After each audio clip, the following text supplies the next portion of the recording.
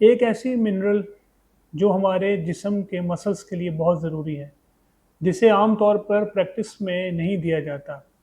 यही वजह है मेरे जो मरीज़ हैं, उनको मैं जो मेडिसिन देता हूँ उसमें उस मिनरल का इस्तेमाल ज़रूरी करता हूँ।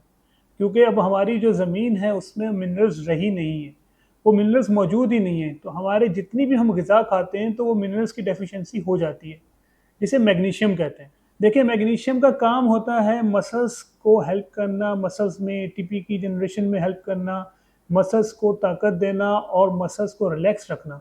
तो इसीलिए मेरी अपनी प्रिस्क्रिप्शन में आम तौर पर मैग्नीशियम का कॉमन इस्तेमाल है। जब मेरे मरीज़ मैग्नीशियम का इस्तेमाल 1 से 2 महीने करते हैं, तो अल्हम्दुलिल्लाह उनके जोड़ों की दर्द, उनके मसल्स की दर्द बिल्कुल ठीक हो जाती है। इसीलिए मेरा मशवरा अपने मरीज़ों के लिए होता है कि वो मैग्नीशियम को ज़रूर एज़ ए ओरल सप्लीमेंट बाकी दवाइयों के साथ-साथ इस्तेमाल करें। आम तौर पे मरीज़ ज़्यादातर सिर्फ़ विटामिन डी से ही आगाह होता है और विटामिन डी ही इस्तेमाल करता रहता है।